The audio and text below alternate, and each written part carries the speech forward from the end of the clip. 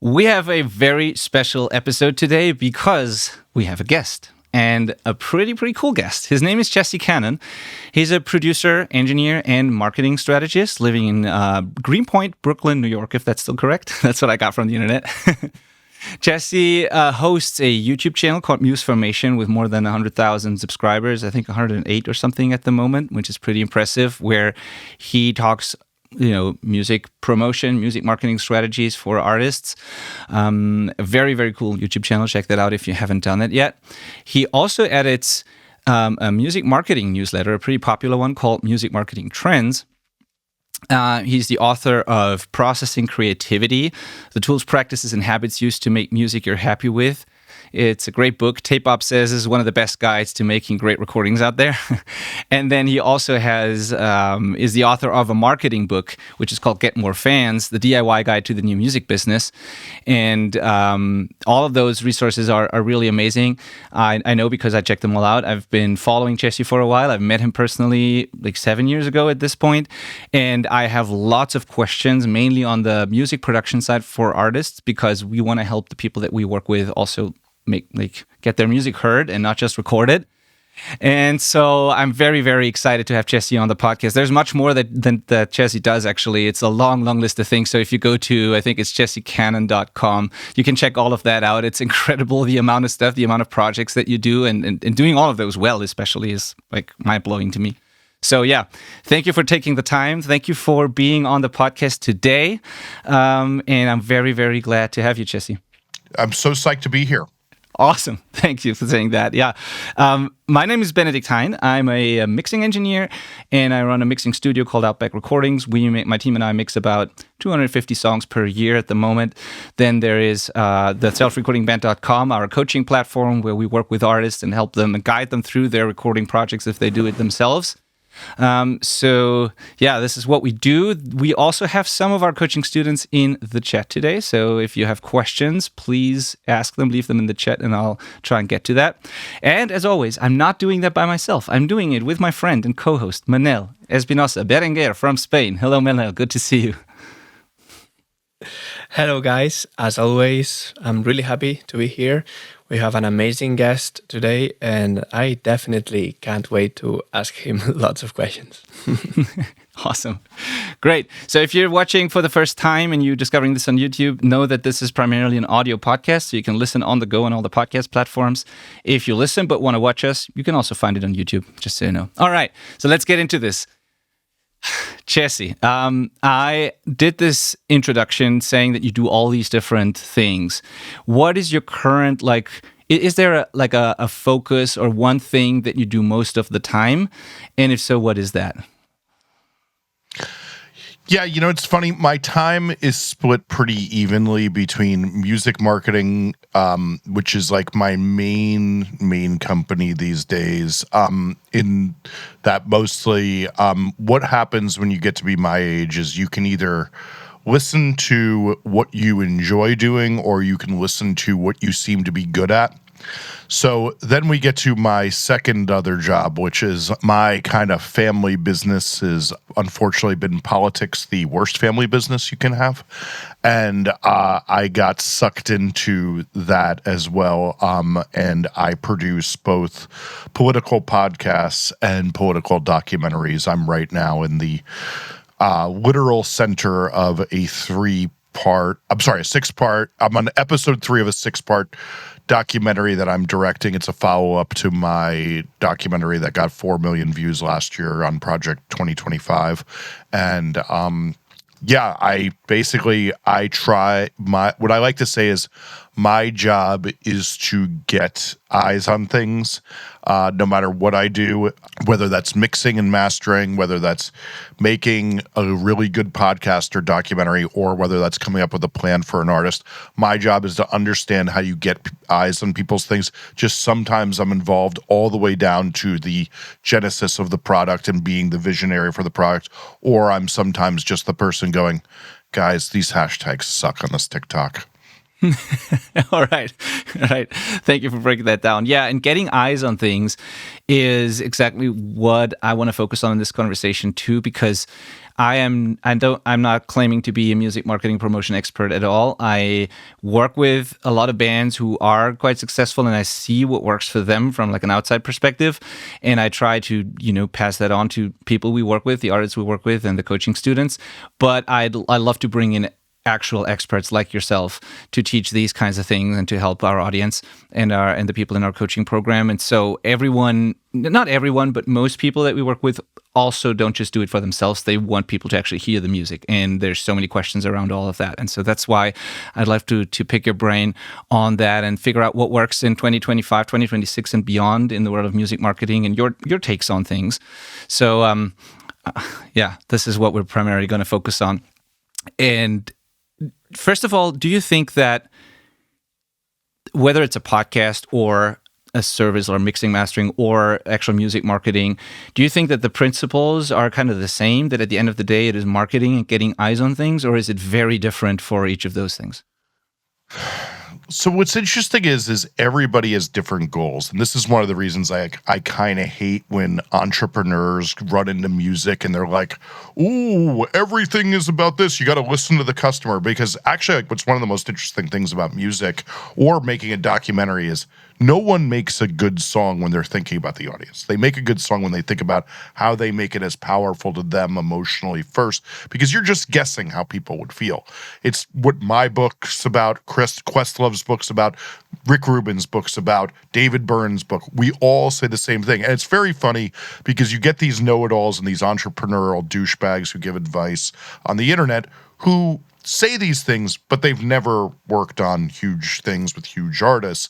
And then when you're in the room with huge artists, what you see over and over again is they're not going, oh, if we write this song this way, then everybody's going to love it. It's like they're going, I want to just make the song I want to hear. And if it aligns with everybody, that's great. And that's why things sometimes don't work, because sometimes your tastes aren't aligned with people. But like, it's the only thing you can do, because the other way is guessing. And when we guess wrong most of the time.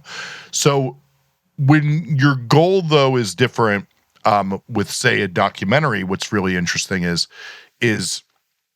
if you're making a really good documentary, the first thing we have to do is we have to first try to say what you're trying to say and make what you want to say. But then we have to screen it for people and see if they're understanding what you said, because you may know so much knowledge that you left out a whole bunch of things. Last night I was editing something and I then read a material and I'm like, oh, I didn't explain any of that because that's so basic to me because I've known it for 16 years.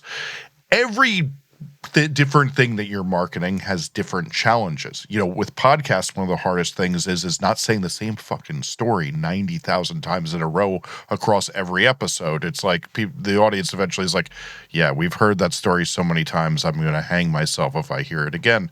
So like there's all these different things that you have to do to keep different formats fresh.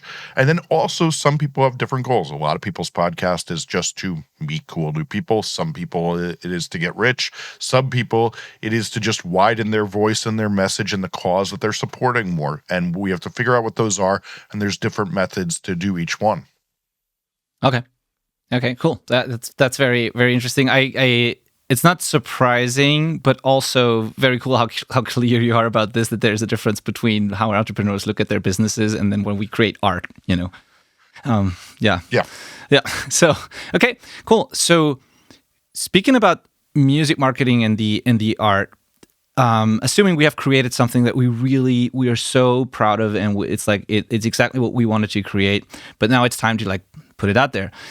I know this is a very broad question, but is there a general thing that works, or a general thing that everybody should do? A couple of like maybe things that there's no way around that everybody needs to do if they want their music to be heard. Is there like this one size fits all basic framework sort of, or essentials? Yeah, I mean, one thing I really see today that I think is very interesting is if we were having this conversation when we first met 7 years ago, it would not matter as much that you had, like, what I like to say is a position in a market. Well, that's, yet again, I was complaining about entrepreneurs. They love to say things like that. But I think that that's actually become really important, because now it is so easy for us to have all these choices. And what the difference between 7 years ago and now is that 7 years ago, you'd be like, I just can't find anything that I want right now. But now everybody's like, I got so many things I could do.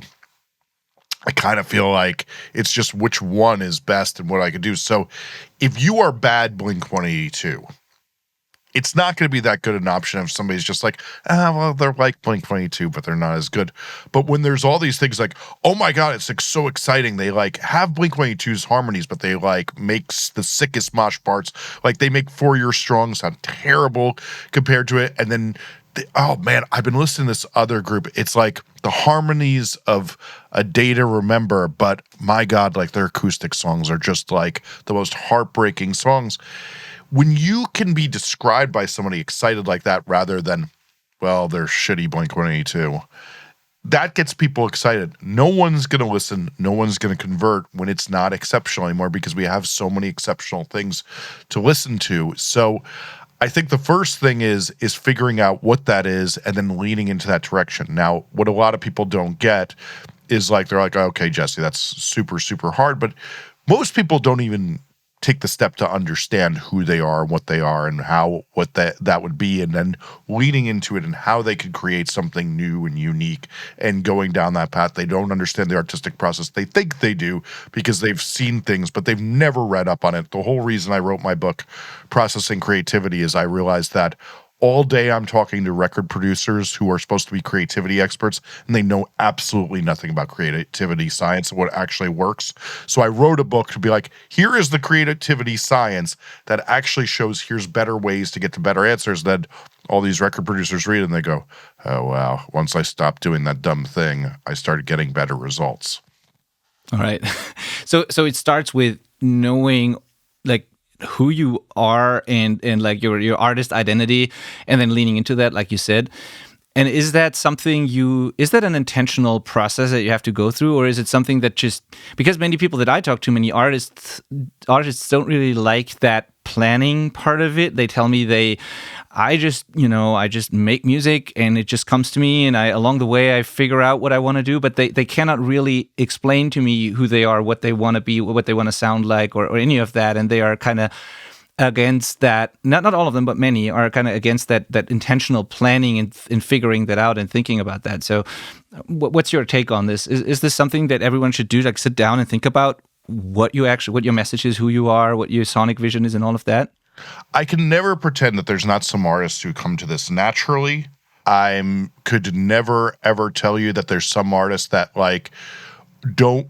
There's a lot of artists who where they're like, I don't know what I sound like. I don't like to. They're saying, I hate thinking about this. I get it. I don't really like talking about genre. I find genre really boring. If somebody's trying to decipher between tech death metal and death tech metal, I would rather hang myself than continue that conversation. I get it. But what I do believe is that a lot of artists haven't done the exploration and the intentional things. And what we see now is that the artists who have explored more, have thought more, generally have an easier time to do it, or they get a creative director or a manager who really has a lot of vision who's done that for them. So like there is two paths, but the other thing I will say is finding a good creative director that matches you well and a good manager who has a creative vision that matches you well, also very, very, very rare. This is finding a diamond in the rough type stuff. It's never really happening. So my thing is this, is like, with business, all these entrepreneurial guys I hate, they do these things called SWOT analysis, and they go through that, and that's what the consulting class loves. I found that to be really lame. So on YouTube, I made a thing called a lames analysis, which keeps you from doing lame shit. And that's what it is, but it teaches you who you authentically are very fast. It takes about an hour and a half to do it. 1 hour the first night, come back another night, do it for 50 minutes, come back another night do it 50 minutes. You're done. The whole thing is on YouTube. If you search my name in lame, it's not an insult. I made it. And basically, what it does is it teaches you who you authentically are, not how to imitate people, but who you are as an artist, and then how to iterate upon that. And that gets us to better answers. Right now, I'm presently like making a actual workbook that will teach you how to do that in World Build even more, that I'm putting out in the next few months, because this is the stuff that I do find that when you get to those answers faster, you blow up faster. People see you and they go, that's aura. That's not slop. That's not mid. It's aura, and aura is what's exciting to us right now. Okay. Thank you for that. Cool. So once we have that, though, so let's say we go through that process that you have there on YouTube. We sit down, do the work. What do we do with that then? Of course, it will like influence the art, the music that we make. But then also, what do we do when it's time to release our music? Do we? The one question that a lot of people have is, do I need to pick one platform? Do I need to do social media at all? If so, am I going to be on this one platform and go all in there? Do I do a little bit, like as much as I can across all of them? Are there alternatives outside of that? Because I don't want to be the TikTok entertainer or whatever. So what do we do once we know who we are and what we want to communicate? What is the first step that everyone should do, or the first question they should ask themselves? So the waves analysis is where you look to whenever you're going to create things, whether it's a music video or anything forward-facing, onto a poster or an album cover design, because what it shows you is the A is aspirations, so it's going to show you where you're trying to go and what you're aspiring to be. The S is for strengths, where we're trying to show off your strengths. So if your strength is you're hot, well, a lot of times there's a reason that female pop artists have themselves on the album cover, but then there's also times where you can rebel against that. Charlie XCX with Brat rebelled against that and put a very simple album cover up that was like nothing else. Very different than everybody else. You can figure out what your position is there. As far as your second part of your question, so one of the things that I get very frustrated with is that if right now you guys would have no data, if we put up 10 artists on the board here and we said, okay, I want all three of us to write down, and I include myself in this. If I don't know the artist, we say, which one are they going to be bigger on? TikTok, Instagram, or YouTube Shorts? When we got done writing it down, most of us would get everything wrong because we're guessing. And then the second thing is no one can tell. The craziest thing we do on my members only feed on YouTube every week is you go on and we start dissecting an artist. I start going, here's how this artist got popular. I do a different one about every other week, and then I teach other lessons on it. And what will happen is you'll open it up and you'll go, oh, well, these guys are obviously much bigger on TikTok. And then they're bigger on Reels. And then 1 out of those 10 is bigger on YouTube Shorts. That's the rarer of all of them. But so what that tells me is when you start off, you have to be on all 3 of the short form platforms. You have to be on all the platforms and then see what works best for you. Now, what's interesting is obviously Spotify is usually a good deal better than YouTube. 40% if you're not doing YouTube very well, you'll get streams. If you're doing YouTube well, you can close that gap. But the point being, a lot of artists should be leaning into YouTube more. I say it, I've said this for 6 years. I've still never seen an artist do YouTube to its fullest extent well. Joey Valence and Bray is about the only one I've seen that's close to doing it perfectly. But the big thing being is you don't know what it is, so you should lean on all 3, and then you should learn which one you should concentrate with, and then recognize that most of the work that you're doing for one, you can just transfer to the other 2.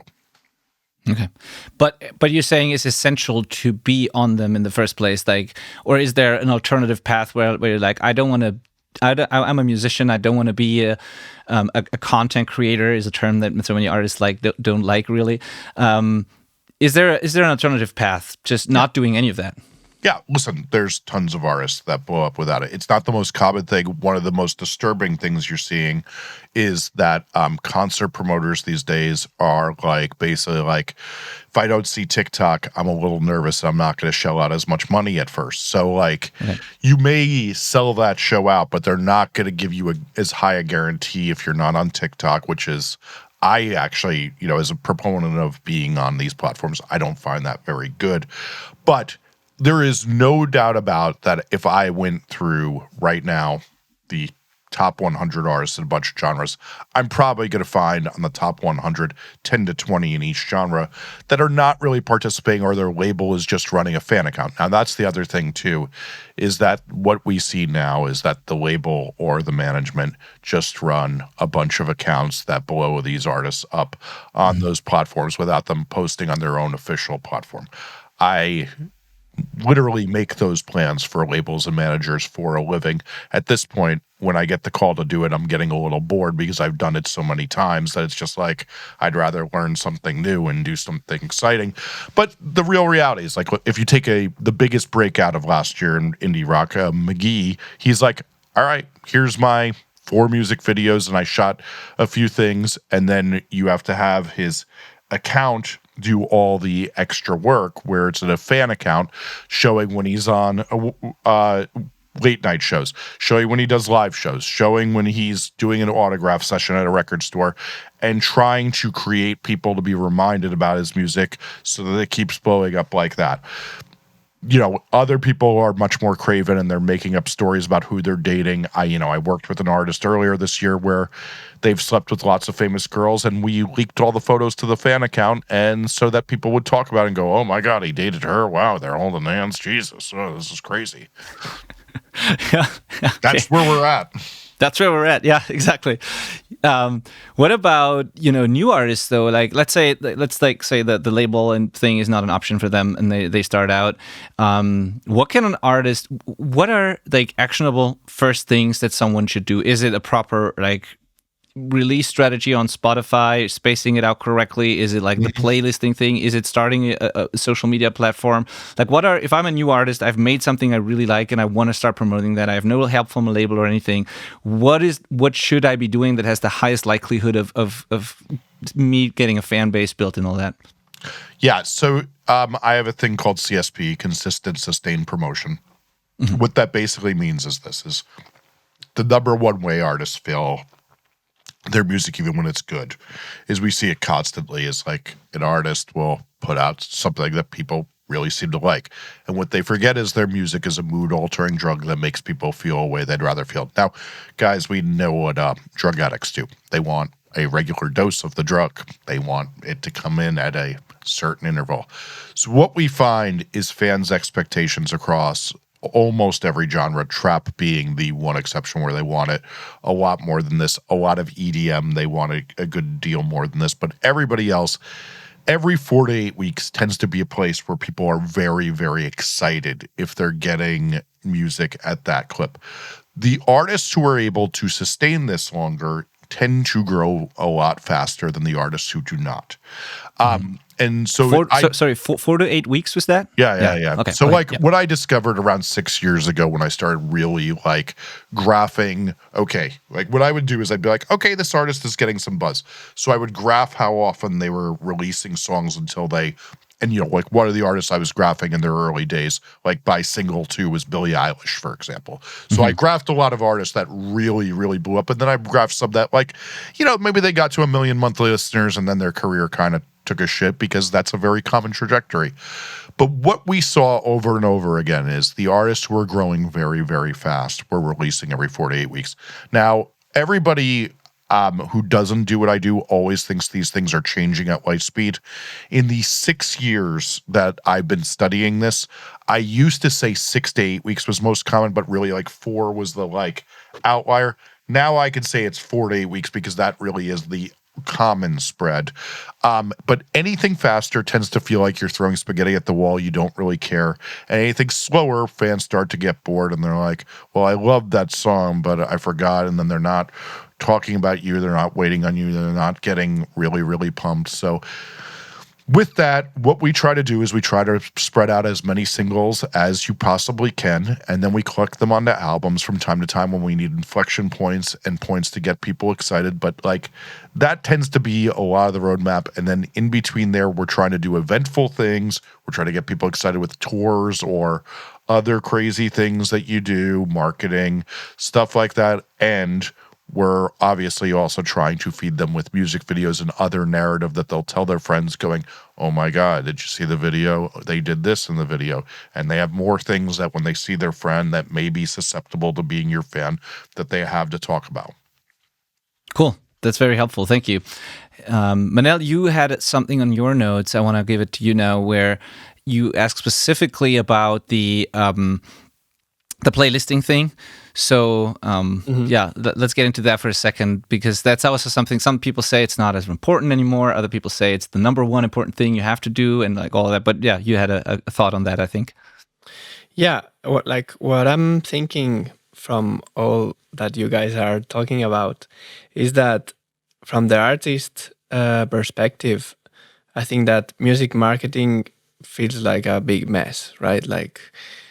And I think it can easily be overwhelming for artists because, as you said, you can find someone like you, Jesse, who says that you should release stuff every 4 to 8 weeks, but then you have the super big artist that releases an album every 3 years, and it's really big because artists also tend to compare themselves with people who are in a very different situation, like super, established big artists when you are an emerging artist or an upcoming artist or whatever. So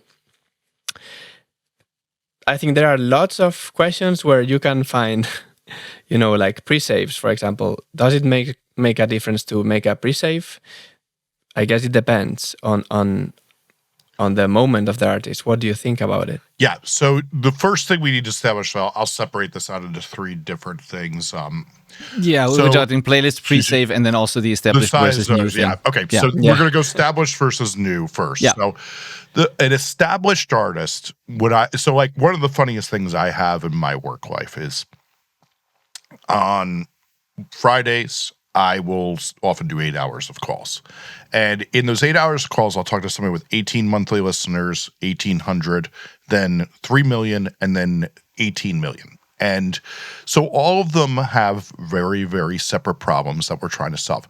So the biggest problem an unknown artist has is no one knows who they are yet. They haven't converted to even give them attention and decide if they would like them or not. Whereas the 18 million monthly listener artist is trying to take all the people who've ever heard of them, because if they have 18 million monthly listeners right now, they probably have 36 million people who know who they are. And that's at worst. So now what we're trying to do is make people aware that they're doing things again, that they're active, that they're doing things. And that is a totally different style of marketing that does totally different things and has totally different rules. If you, the 1,800 monthly listener, happen to get somebody's attention, a pre-save is the worst way you can get somebody's attention, because then they don't hear you, decide if they like you, and care. They're not going to pre-save you because why should they care? You haven't made a mood-altering drug that makes them feel a way they'd rather feel. Whereas the 18 million monthly listener one has probably made a mood-altering drug a bunch of times, and they're really, really hoping you'll give them that drug again because it felt so good. So with pre-saves, the big thing that everybody messes up, and this changed a tiny bit this year, it's one of the few things that changed, is that pre-saves are largely a way that artists are collecting emails. So you'll see somebody like Doja Cat, who recently, right before her most recent record, said, I'm going to give away a download of my single that drops in 24 hours for free. And everybody's like, oh my God, that's a crazy thing to do. No one has done that since 2010. And what she's really doing is going, give me your email and your text message so I can email you for the tour and the album to come out, because I'm going to drive up my popularity score and I'm going to drive up my ticket sales by getting more emails and texts from you. Now, when you're the 1,800 monthly listener act, you are much less likely to get that because not enough people know about you. So the reason you see your favorite artists pushing pre-saves is because they're playing the game of, you like me, but I don't have your email and text, and I could turn your email and text into money. So that becomes the big difference. Now, let's talk about the bad name that playlists have gotten. This is largely, yet again, because a lot of the people who do what I do are morons. Straight up.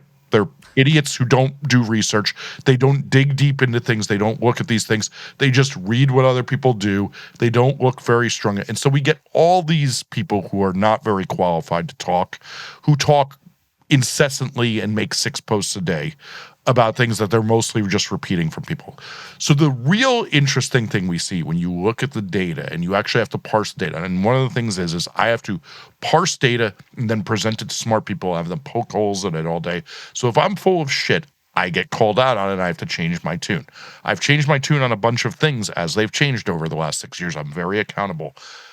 Playlists are not as important as they used to be. But this is also like being like, your skin is not as important as your lungs because you can bleed for a while. Like, they're still very, very What an important. analogy. Like, you need both these things to be happening. Like, it's a very silly thing that everybody gets this mono focus of, like, this is the only thing. So, like, yes, vocals are the loudest thing in the song. They should be. And right now, that is short form video. But it sure helps to have a chord progression behind a fucking vocal. Anyway, this is all to say that what happens when you get it put on an editorial playlist, for example, is that Daily Mix, the AI playlists, all start to learn which artists, when your song gets played next to, people don't skip it. So let's say you are Doja Cat, because she was the last artist I mentioned. If you are next to Sabrina Carpenter's song House Tour, which sounds exactly in the same style as a lot of the new Doja Cat record, they start to learn that if you're listening to House Tour a lot, we can play Jealous Type from Doja Cat because they basically sound like the same fucking song. That is what the editorial playlists and many of these playlists are teaching the algorithm. When you're on lots of those playlists, it's giving more chances to do tests. And that's the thing. When you're an 1,800 monthly listener artist, you haven't been tested much, and you're probably also failing them because you're probably not that good yet. And even if you are and you're at that stage, you're going to excel fast. I remember watching this artist, The Dare. They wrote this very huge hit song. It still keeps growing years later. And it's like it grew through those ranks very fast. It went up in playlists faster than I ever think I've ever seen. What people mistake is that just because less people listen to editorial playlists and now listen to Daily Mix, an AI playlist of cyberpunk songs, and all these things less and less, does not mean that these playlists aren't important for being the egg that hatches the chicken. It's not a thing of which one hatched it first. Yes, there is a symbiotic relationship, but at the end of the day, it's a fucking egg that helps you grow into a big ass chicken. And the way so many people have put down playlists now because it's just not the most important thing is a really ridiculous short-sighted thing of people who don't know how to read data and just reiterate what other people say all day because they're morons. Yeah. And so Thank you. how should artists approach trying to get into playlists now? Yeah, so that's a really good question because this is a lot like going into a haunted house with actually real ghouls and holes in the floor and things like that. So a editorial playlist is a very safe place to do, which all you have to do is you have to, when you submit your song, you do it 28 days in advance. You go into Spotify for artists, you write a stupid little pitch. I have a video on the 3 sentences you write. You don't make this your art project. You just follow my instructions to a T. And they're probably not going to read it. But what they're going to do is they're going to look at their dashboard, and if you fit a place they're going to be in, they can see that you said the right thing, you actually know things, and then they have more faith that you actually are in this business, understand it how it works, and are going to be a good partner to them in promoting this playlist placement and do things for them. That's all it is. It's just a test that you're professional. So then after that, you can go and look for legitimate playlists. Now, the worst thing people do is they go on Submit Hub, they write alternative music, and then they send it to every playlist with alternative music, and it gets them with tons of artists they should not be with, and it gets them botted. And I will say, Submit Hub is the rarer of the botted playlist services. And then they get in trouble and Spotify demonetizes them, which is where we get into the actual ghouls being in the house or the hole in the floor in the house. So, but then what there is, and what really is, I think, a renaissance now, is there is a lot of people who actually are curating playlists who are legit people who are just showing off their taste, who are going, here's the 5 best grunge songs. Every week, I add 5 songs to this playlist of the best grunge songs I heard while looking around at what's new at my Discover Weekly, things like that. And they're curating. My video editor, Nick, who goes by Novalin, he has this great playlist called Esoteric Core, and it's a phenomenal playlist that plays esoteric type pop that's a little bit weirder than your usual pop song. There is tons of people, I've gotten most of my music recommendations of songs I love in the past few years from one called Music at Midnight that comes from this TikTok account that goes by Cult. And there's all these people who are doing real music taste things. Tracking them down, Playlist Supply is a site that can help you do this, can do really huge things. This is often one of those things that is not the ladder step that gets you up a ladder step in your career, but what it is a lot of the time is it's like a nice higher boot that helps you lift up easier on that ladder step as it goes. Perfect. Yeah. That's interesting. And so with those taste playlists, we're not talking about the editorial playlist. We're talking about people like you and I who can make a playlist and they end up becoming popular because they have great taste, put the right music in there, do the work. So okay. Yeah, so if you think of it this way, like that one I talked about, Music at Midnight, which for years I've gotten it from, it is just a guy who makes TikToks who loves sharing what's the best new weird art pop, anti-pop songs. Yeah, love it. Cool. Awesome. So what about the artists who decided or are now deciding to not use Spotify at all for different reasons? I'm not asking your opinion on the political things and all that, not at all. Yeah. But just if someone has made that decision, is there a way without Spotify? Is that the death sentence to any artist, or how do you see that? So this is the way I like to talk about this, is if you've ever seen that guy missing a leg who climbed Mount Everest, it's like, well, there's this guy who was missing a leg who climbed Mount Everest. And occasionally you can find an artist who has said, I'm without Spotify, I'm going to really grow. There's this guy, Will Russell, for example. He's actually on Spotify, but he's using this thing called Even, and it's doing really well for him. But the real thing being is that the biggest problem we have is that Spotify is like the greatest marketing tool we've ever had for growth of awareness of artists. So you are crippling yourself when you do it. So you need to have a plan then, just like the guy who climbed Mount Everest, that your arms are going to have perfect technique and tons of strength. So you're going to have to lean into everything else you do if you want that popularity. And particularly, you're going to have to lean into songs that people care enough that they will go somewhere else. Now, if you think about your own listening habits, a lot of people I talk to in the music business, the thing they hate most about getting a promo album is loading it into Apple Music and then listening on a place that they don't normally listen to. Like right now, I work with one of my favorite bands. I've had their new album for 5 months. It's on a browser tab. I will probably listen to it a lot more when it comes out on Spotify, even though I've had one of my favorite band's albums for months. And let me tell you, it's one of the best records of the year. And yet still, I don't listen to it as much as I'm gonna when it's in the convenient place. And that's how Spotify got popular.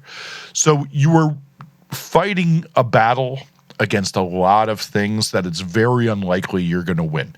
If your ethics say, I can't do it anyway, I get it. I am a political nerd who is so far left and boycotts so many ridiculous things. I totally understand if that's your ethics, but also your ethics are going to really fuck you. Thanks for that. Yeah. That's why you're here. I want those real takes on that. So awesome. What is one creative? You mentioned like a couple of creative things you do in between the single releases, like different like sort of marketing things you do with artists. What is one like creative thing you would love someone to try, but you haven't seen it yet? Like one marketing idea, one crazy thing that you would absolutely love someone to do, but nobody's really doing it.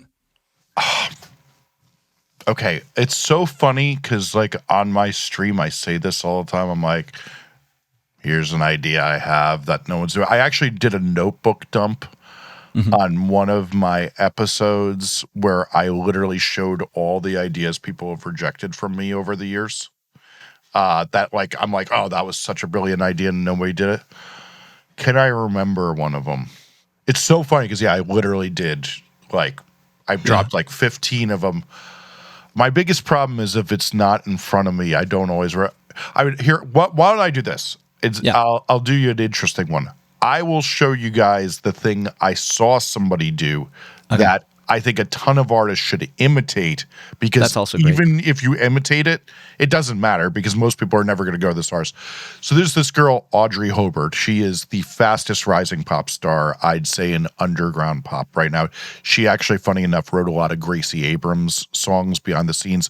She comes on the scene in like May and already like just an insane amount of listeners. But here's the interesting thing she did. Just as we were talking about the idea that if you can't tell the difference between you or not, that you're probably not going to go far, that if like you're the bad version of Blink-182, it's not going to work well. What's also interesting is you need to give fans lots of things for their friends to talk about. So Audrey, in about a half a year, is at almost 2 million monthly listeners now. And one of the more interesting things she did is if you go to her webpage and you click the archive button, you get the lore behind what the meaning of every song is.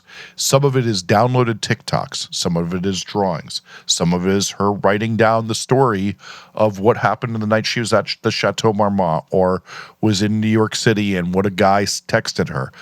She basically shows you the story behind every single song. I think not enough artists give fans a dose of meaning. I think one of the more interesting things was when Arcade Fire won the Album of the Year Grammy. They had done this really interesting thing that if you bought the deluxe edition of their album, they used a little-known software inside Apple Music and iTunes, and this is when iTunes was the dominant player. Spotify didn't exist yet. That on the album cover, the lyrics and little links to what they were singing about all popped up all through the record. I have a whole video of this. If you write Jesse Cannon Arcade Fire on YouTube, you can find it. But the point being that what not enough people do is give people a way into their world to have conversation and really go deep, to be able to tell their friends, no, you don't understand. What they're singing about is this thing and this thing and this thing. And what Audrey Hobart did with this, I thought, was like, for doing like, she's not singing about real serious things. She's not like Arcade Fire is singing about gentrification and how it ruins America. She's singing about like, this guy ghosted me, kind of sucked, and I didn't have a good time at the party. But she's showing the whole story. Yeah. Yeah. And people can relate. And it's like, yeah. That's really interesting. Speaking about the authentic part and like giving people insight into all of that, do you think that when you create content that is not just about you promoting your music, but like obviously you should do more than that and give people more than just talking about yourself, do you think that it's better to just be real, whatever that means, like raw, authentic, quick, just show up on camera, be who you are, not really worry about how it's produced? Or do you think there's value in high production value, really scripting and thinking through the videos and doing all of that? So what do you think is best? Because what you just said there is, I personally, and I can only speak for myself, I resonate with artists where I feel like I'm getting to, it almost feels like they're friends after a while that I follow them. Like I get to be part of their lives. I get to see the behind the scenes. I don't really give a shit about how they produce their videos. I just want to see what they do, what they like behind the scenes stuff sort of, but that might just be me. So what's your take on that? So the Lames analysis, I think, actually is where the answer is that some people, like I often think about this, and I don't mean this in a disparaging way. Rancid is one of my favorite groups of all time. If I read Rancid lyrics still to this day, 30 years after I first read them, I will get teary-eyed because they hit me so hard of who I am as a human. But talking to Tim, he's not a very great conversationalist. He's not a very good at doing this. He's good at slowly pointing things out. So if you put a camera in front of him every day to say his feelings, he's not going to be very good at it. So doing a polished thing for some people where you are just telling the stories you've thought long and hard about, and then it's going to be very well color corrected, and we're going to show this great metaphor, is better for some personalities. And then some personalities, it's like, you can just pick up the phone and yap. Like, I work with an artist who's a dear friend of mine called Damage, and she can just Anytime she feels like it, she can do it, or she can do a really polished version, or she could do anything. Every artist, you have to kind of find who you are and what your strength is, and then figure out which way you're going to exploit that. Ah, okay. Thank you. Awesome. One question that came to mind when you told that example, the website with the archive and all that you mentioned, how do you, if you do something like that, how does she, or how would an upcoming artist without that popularity, or how did she do it maybe, how do you get eyes on that website in the first place? Yeah, so that is telling stories about it. So one of the perfect examples, let's say Audrey had 1.700 monthly listeners and instead of 1.7 million, is the first thing I'd say to her is I'd be like, so I noticed you guys are all listening to my song, Sue Me. So here's a funny thing about the song Sue Me is it's this, and she's like, if you want to hear more of the story, there's this little button called archive on my website, and you know, you see those things, and then in your link in bio also it says Sue Me story. If you do things like that, you can get it. Now, she has enough fans that they're going to discover this. They're going to do word of mouth. I actually learned about this because WordPress, the company that 75% of the web is built on, tells stories about all the different websites that exist or that are built on WordPress. And what they did is they were like, look at how cool this is. And I'm like, oh, I had looked at her website and I missed this. This is sick. Oh, interesting. Yeah. Okay. Well, I mean, sometimes it's the obvious stuff. You talk about it and let people know where it is, and then they go. Yeah. But I'm asking this because like the whole website topic is also something where, you know, there's so many people who say you don't need a website at all. It's all social anyways, and you should directly send them to Spotify or whatever. And then there's this other camp that says, nope, it's like every business in the world has a website and an email list and all of that. And like, you should definitely have a website, and that's where you should send people. So I always find it interesting when people mention, when they mention artist websites, and I always wonder if that is still relevant or not. And that actually is a question we got from Lou, from one of our coachees. She cannot be here today, but she left this question in advance, and she says that is having a website and email list actually still a thing for artists? So email lists are just as powerful as ever. A lot of people will use their logic brain and say, oh, there's no way a Gen Alpha person's opening an email. And then I look at actual data every day and say, I would think the same thing, and we are wrong. And data shows me, I mean, the craziest thing I see is data breakdowns of even my own newsletters of how much, you know, the youngest of people still it grows on, because one of the things people forget is most people do not behave the way they do. Specifically, creators versus audience do not behave the same. And the other thing people forget is that emails are often opened when you don't want to work at your own job.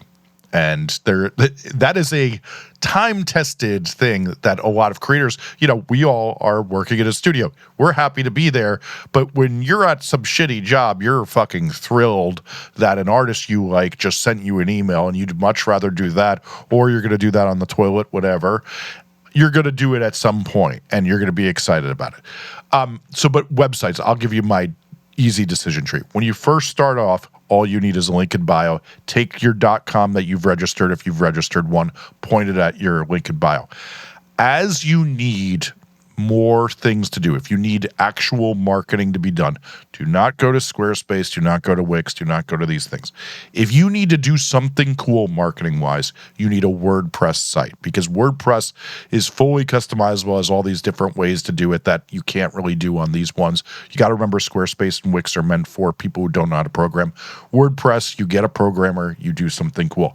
Now, if you are selling a fuck ton of merch, what many artists just do is they build their website off of Shopify. I personally, every artist I've built a website for in recent years, I've just built it on their merch site of Shopify, because Shopify has an incredible web builder that I can do anything that is basic needs beyond what I just described with WordPress. I can do it with Shopify, and it's got great email and SMS marketing. It has a million tools that most things don't have. And I can maximize sales for anyone I work with if they're inside the Shopify universe. Great. Thank you. That's so much info already there. Thank you so much. Manel, I want to get to some of your questions, though. So maybe you just take over from here, because I don't want to interrupt the flow, and I know that you have something that fits here. Yeah, I have two questions. First one would be related to what we were talking about, that music marketing is a big mess, right? And there are tons of options. And I feel like a lot of artists, they can get overwhelmed and feel really bad about their Yeah. music because they don't know what to do. So more like in psychological terms, which do you think would be the mentality that an artist like starting or emerging nowadays should have? Yeah, I mean, the overwhelmed part is very easy. You know, one of the things I say, and like the funniest thing is about like coaching, like it's very funny. So my wife is a therapist for creatives. And so we Interesting. both see a very interesting thing, and we both do it in our personal lives, even though we know better. Is you look at something you have to do and you go, oh, fuck, look at that mountain. And then you start walking, and you're like, it's a hill. And then you keep walking on it, and you're like, it wasn't even that big of a hill, but I saw a mountain. God, I'm an idiot. So the first thing really is that we need to get motivated and just start walking on it, because we've probably exaggerated at how difficult it's going to be. Now, that doesn't mean that when you are first trying to start editing a video, you're going to hit a point where you can't figure out how to do the thing. You've gone to the YouTube tutorial and you're like, fuck, no one's telling me how to do the thing I want to do. You may be typing in the search wrong. You may need to type it into Perplexity, ChatGPT, and Claude, all different ways before you finally get the answer. And that's not frustrating, annoying. But one of the things to also remember is as we repeat things, they get so much easier. You know, one of the things people always say to me is, how do you do all these things in a day? It's like, well, most of the things I do in a day, I've been doing for many, many, many, many years. You know, like when it comes to mastering, I'm on year 26 of mastering.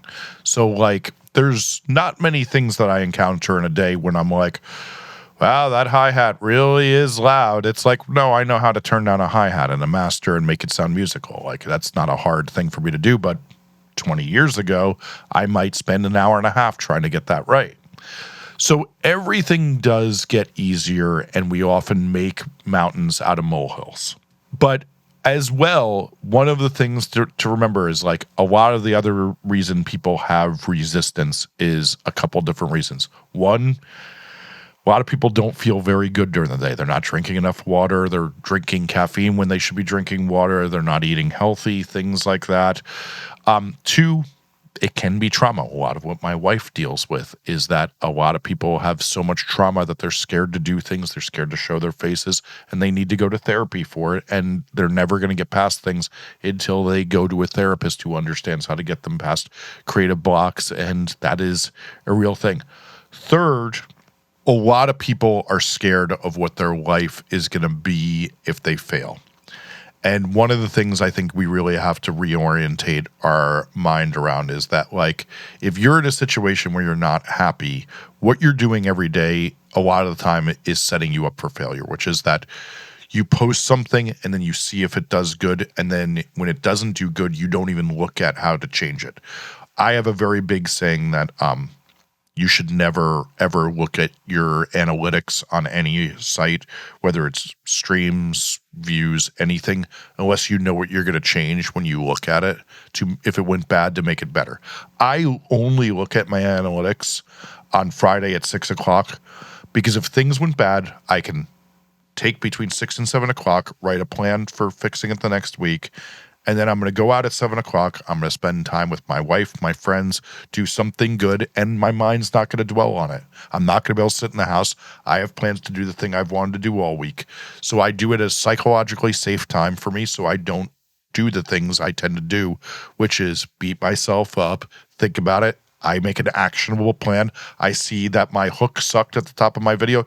Great. I'm going to work harder on thinking about a different hook. I'll remake that video in a few months.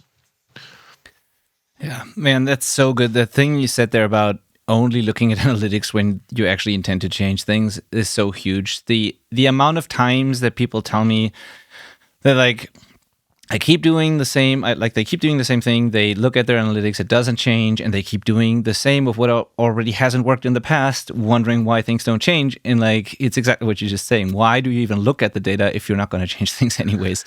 And so, and I'm guilty of that too in many areas of my life. So yeah, it's a recipe for depression, though. Literally, I interviewed these people who made a documentary that the name's not coming to me right now.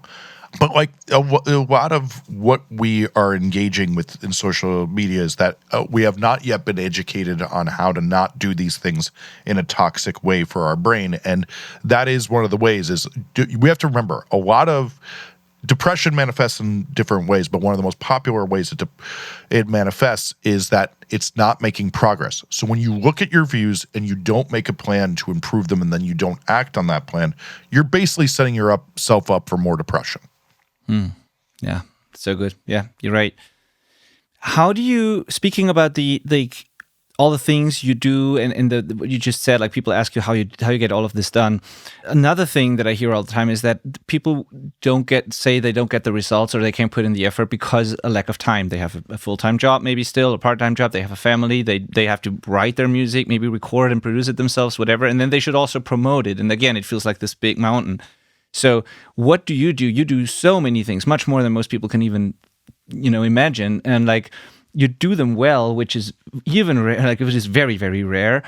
How do you? What are your like takes on organizing yourself? Is there a way that even a busy person can get all these things done without going crazy? And is there like a thing that artists typically do to separate the creative parts from the marketing parts, from the reading the analytics and get it all done and make space for everything?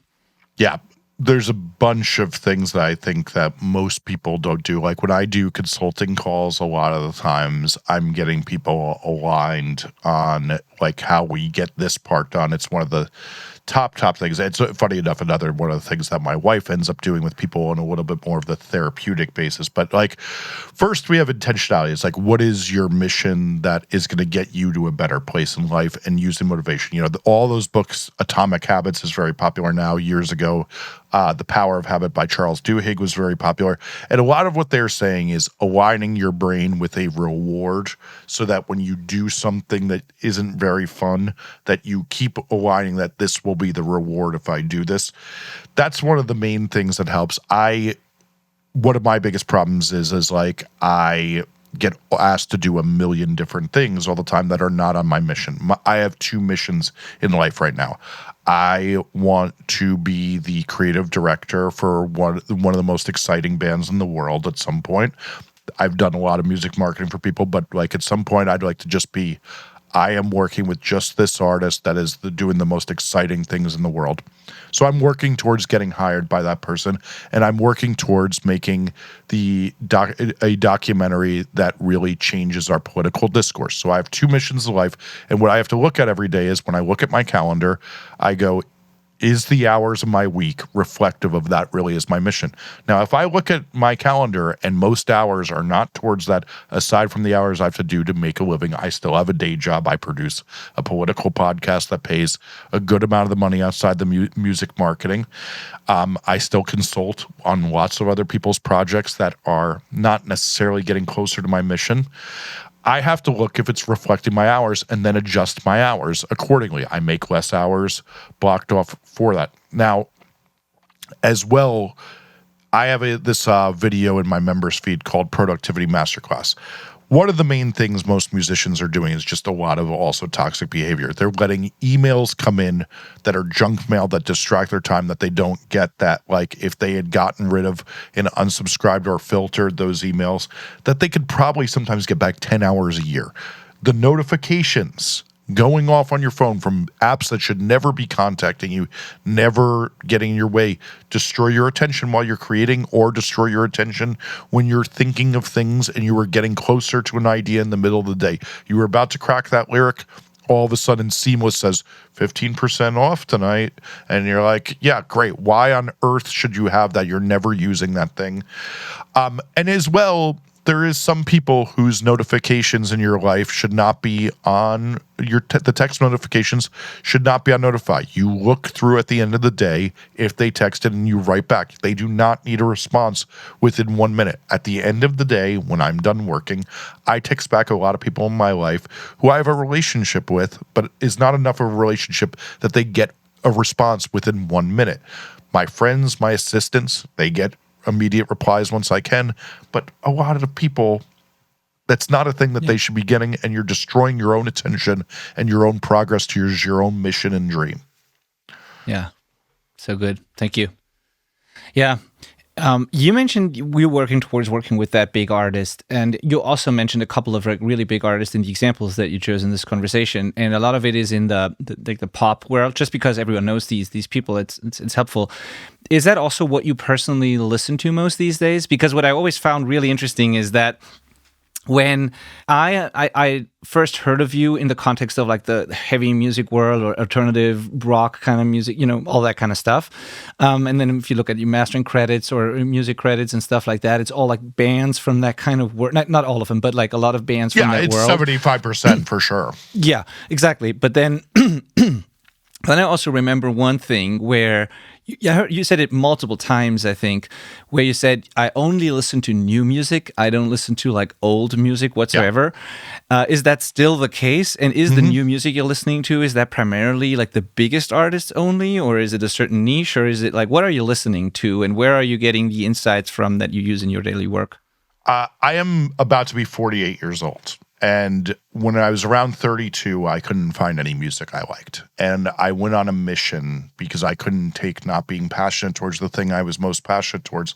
And I realized what it was is I'd gotten bored with a lot of punk and emo and like hardcore and like metal. When I'd hear the scream, I'm like, why are you yelling at me? Like, I'm happy. Like, don't yell at me. I got yelled at enough as a kid. I was a bad kid.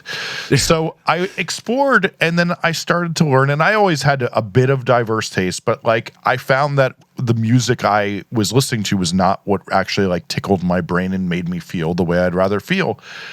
So what's interesting is, yes, I think I used to say I only listen to music that was put out in the last 6 months. I think it's turned into more like the last 4 months lately. Wow.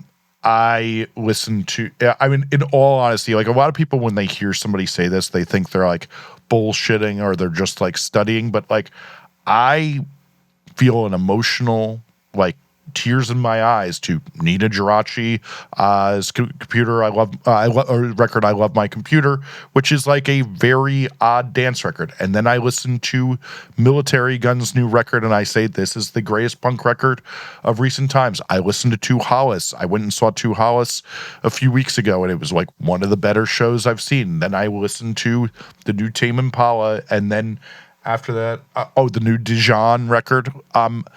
I like what's exciting and new and tickles my brain that somebody's doing something exciting and new, and that tends to be where I fall from. I also, funny enough, come from a father who, my father was nearly the same way. Like he would listen to like a lot of stuff from his childhood, but like my father, like when I was a kid, was like listening to Smiths. I'm like, Dad, this shit is real lame. And then like 5 years later, I'm like, man, the Smiths fucking are sick. Yeah. Yeah, that's interesting. You still listen to some of your favorite records every once in a while, though, or is it exclusively new stuff? It's like a real 5% of the time that I like go back and I'm like, the funniest thing is a lot of time when I do it, I'm really not that interested in it the way I am just like a record. Like there's this guy, Kim J, who I don't think they have 30,000 monthly listeners, but like I put that on the other day, and then I put on like one of my favorite records of recent. They have 70,000 monthly listeners. I didn't want to disparage them, but like I put on some of my most favorite records of recent times. It's great for background music, but it's not going to be what tickles my brain in the same way. Okay, yeah. Manel, I keep asking follow-up questions, so I know you are always like waiting for me to, but it's dangerous because I keep talking all the time and asking questions. So if there's anything that's really important to you, please go ahead and jump in. Yeah, I think I would like to ask you, Jesse, about one marketing tool that you think that is overrated and one that you think that is underrated? Oh, that's a great question. Uh, Overrated. I love that because we've been talking about things that people say they don't need, but you tell them you actually need it. Now you're asking basically what is something that you might not have to do at all, which is overrated. Overrated Facebook ad manager or Meta ad manager. I obviously have a podcast with a bunch of people who love meta ads. I still think it's most over-discussed, overpraised thing when you can be doing so many cool things without it that I think go much further. Underrated is this tool called Tribly FM. Tribly lets you trade songs for email or SMS and do a forever pre-save ad. So you're getting all the people's information. They're getting a song from you, which you can often do like an alternate version, a remix, a cover of one of your songs, and it'll convert extremely well. And you can really collect from these people really easily. It's funny when you first asked this, I'm like, oh, fuck, I'm going to fuck this up. I actually feel very good about that answer. Right. Awesome. Thank you. The ads thing is interesting. Is there... And I have two different takes on there because in some aspects I do multiple things as well in my life. I never run ads for my studio services and all that, but I do run ads for like my education platform and the self-recording band and the coaching, which is what it's great for. Exactly, and it absolutely works. That's why I'm doing it. But then when artists ask me to run ads, whether or not they should run ads, first of all, I'm not the best expert at that, but I always have a feeling that whenever I see them.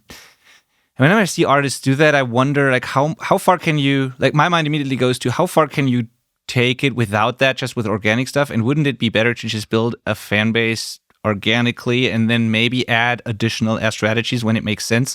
But I would love to hear your take actually on this. When is it the time to add paid ads to it? And if at all, I don't even know.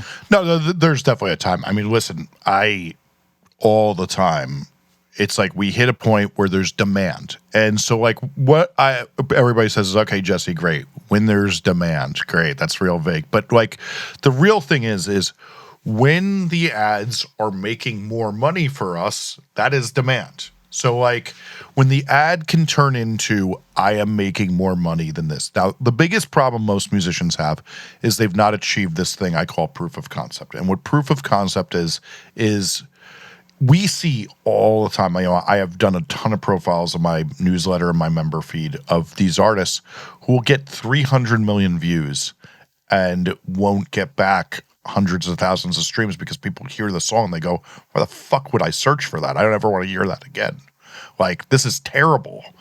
And the same thing goes for ads, is that a lot of time people are advertising songs that everybody's like, click over to hear that? You got to be kidding me. I want to click to never hear that again.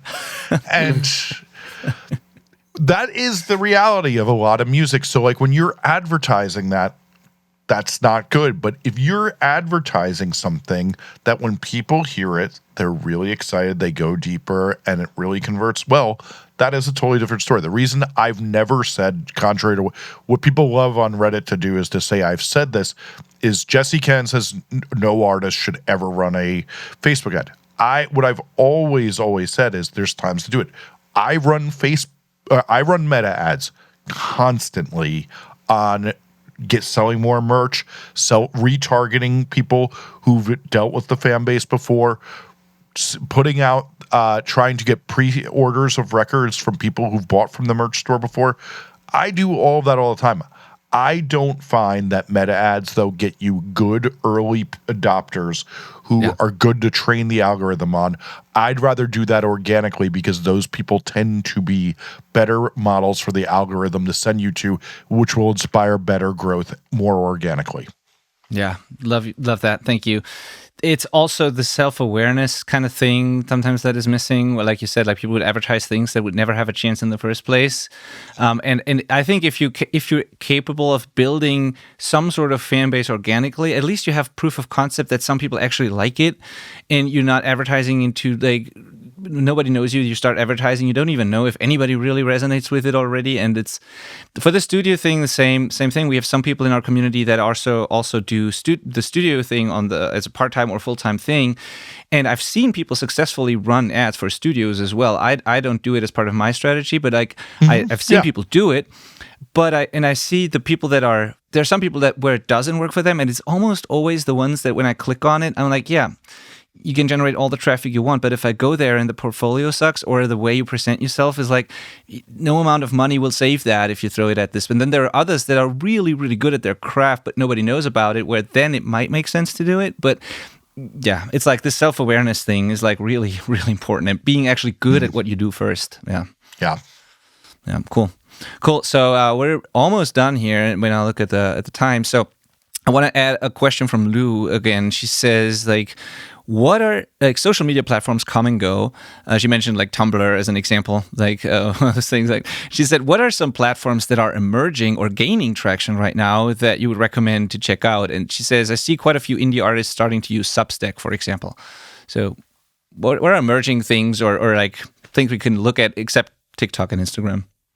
Yeah, I mean, it's always interesting because you want to be early to these things, but like, a big example is like, in my political world, Substack is quite old at this point. And what we're all starting to learn is it's a fucking con. And they take such insanely high fees for what they give. You could be on Beehive, which I use for my newsletter. Beehive, actually, as we're recording this, if we weren't doing this right now, they're launching a whole new feature set that apparently is like the idea is to eclipse Substack. So right now is a coin in the air moment of like, I may tell you Beehive, but I am not watching the announcement since we're doing this right now. So what I will say is this, is I have not seen any platform I'm super, super excited about that's super social, but the two new platforms that I'm excited about that are more in the Bandcamp space of things are Subvert and Untitled. Untitled has brackets around the name. Both of those are doing very cool things in the more Bandcamp, SoundCloud world. And a lot of time I can see which way a product is growing because I've watched more startups come and go than most people in the music space. And I think what both of them are building are very, very interesting and probably going to be things people want to be on. I would not say that if you have other things to do to run, don't walk, but if you're like, hey, I'm tired laying in bed and I'd love to check out some new platforms, can't be creative right now, those are great places to spend your time. Awesome. Good. I think that's exactly, it's fascinating to me how you can stay on top of all of this in between all the things I do, but that's exactly why I'm so happy to have you on this podcast. So thank you. Neil is asking a question in the chat. He says, we are just starting to release songs in the next few months. So I've submitted the first single to Submit Hub and Groover, and I was very surprised that they offer paid credits to get more exposure to curators. I know you touched on this, and I'm wondering if this is generally a good investment. No. Submit Hub. In general, what I recommend is that you put your genre in and then you look at the playlist. And if you look at a playlist and you go, this is a really, really, really good fit for my music, this is exactly the people who should be hearing it, then it's worth it to submit to. If you're like, what is going on with this playlist? Why is there a hip-hop song next to a black metal song next to a grunge song? That is not a place you want to be. And Groover is a complicated discussion because it works well for some people and then works terrible for others. I'm like watching my advertiser money drain from my body as I speak through this, since they just bought a bunch of ads from me. But I tend to hear from my community that there's some people who are really excited about it, which is why I took ad money from them. And there's some people who are like, this doesn't work. You got to just Dip your toe in the pond, see how it feels. Okay. And so your advice for the Submit Hub thing is be careful, like what kind of playlists you invest Be in. choosy. And, like be choosy. Yeah. So it's not a per se no, but like be very careful and choosy. Yeah. Okay. Cool. Okay, cool. So, Manel, anything you want to ask before we wrap this up? No, I think like I've got answered all the questions basically. So Cool. When is the time, Chesty, to get help with all of this? Like, how far should a band do all of that on their own, prove that they can take it to a certain level, and then look for someone else to put fuel on the fire? Like, or should they do it right away in the beginning? Like, what are your takes on that? So it's a very interesting question at all times. So the big problem is that there's a lot of people who say they're help and they're not help. They're dead weight. And that's the worst thing. Like as a guy in his 40s, I end up at barbecues all the time with people who are like, we had all this buzz and all this momentum. Then we got this manager. We thought he was taking care of it. He didn't take care of it. And, that's a really common thing for a lot of artists with stalled progress of like, I'll get on a consulting call. They're like, well, 2022 and 2023 were dead because I was relying on this manager who really did nothing. So the biggest thing to remember is like, I talk a lot about, if you write Jesse Cannon Community into YouTube, you'll see this video that says my most important video because it's my most important video, which is that if you understand who the people who are working with a bunch of artists who really are doing things are, especially when they're first popping off, you'll often find the answers of who's doing good work. If you are starting to gain momentum and you have proof of concept and you're gaining momentum with them, writing them cold, starting a conversation is not annoying them. It is actually giving them a lead on an artist that they may want to work with. Now, I have this really ridiculous thing I like to say, which is that getting a manager and a record label is often the way an incel sees dating, which is that unfortunately you kind of annoy them until they say yes. And what I mean by that is that you meet them, you have either a cold email, somebody introduces, you run into them in person, and then you email them, annoying them, going, hey, I'm actually really great. No, really, pick me. I'm really, really great. Look at all these cool new things I'm doing, much like an incel does to the person they want to date. But it eventually works, unlike the incel. Unlike the incel, yeah. But that's really, like when I think of, the 3 most successful bands I managed all asked me a minimum of 5 times and some 7, 8 times. And, that's the real reality of how these relationships happen. So like we have to come into these relationships in the way they often manifest. And occasionally that manager is just going to see you early on and go, these people got the sauce. We should work together. And that's a great thing. And most often the manager chooses the artist. But I work with tons of artists where they did exactly the incel process I'm describing. Right. Yeah. Okay.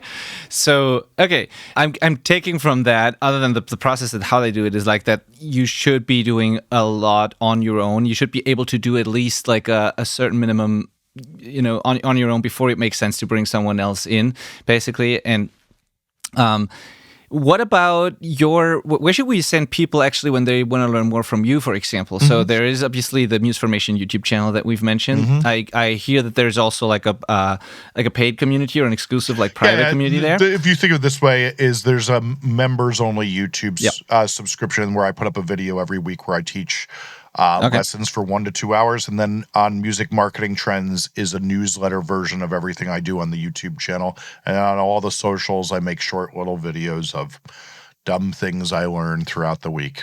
Yeah. What if someone wants to take it one step further and get actual like personal help from you, hire you as a consultant, stuff like that? Like, first of all, what would be the requirements and how do they reach out and where should we send them if that's the case? Like, if they want to get help in that way. The funniest thing is I actually do office hours every week, is that I have hours reserved for my bigger clients that have reoccurring calls. But in all reality, I basically have like the equivalent to a digital office that like, whoever wants to walk through that door, as long as they fill out an application and my assistant says, okay, this person actually wants this and will be helped by this. We get about 8 people a day that just write "make me famous" guy with the weird voice. We obviously don't write back to them, but like anybody who seems like they actually want help, we then send them a link. They can buy time and I answer questions for them. And like, I try to give back to the community by doing that, by giving a few hours of that every week. Awesome. That's so cool to know. And this is on jessecannon.com. Is that where we can find this? Yeah, or every description of every YouTube video has that too. Okay. Love it. Anything else that we should let people know? Anything that's current top of mind for you? Yeah, actually, I'll tell everybody I have a really interesting thing that launches in the coming days, which is we made a roadmap of a step-by-step way how you build a fan base off of not all 800 videos of my channel are in it, but like, since there's so many videos, we basically made a roadmap of everything you need to learn in the order you could learn it to do it. And so that is going to launch in the next few days. We've literally finished it last night. So yeah, if this all sounds like you'd like to learn that process, just subscribe to my YouTube channel and you'll hear a lot about that very soon. All right. Jesse, thank you so much for taking the time. I want to be respectful of it. We're already 2 minutes past, so thank you so much for doing this, for answering all these questions in such a clear way. Also, I really appreciate you and the authentic, clear way you do things. And as soon as this drops, I will send you the info to this, of course, and the links to this and all the assets. Paul says, thank you. Great information. I will let you know when all that happens. I want to say thanks once again. Thank you for also being in the chat and watching this live. Thank you for pre-submitting questions.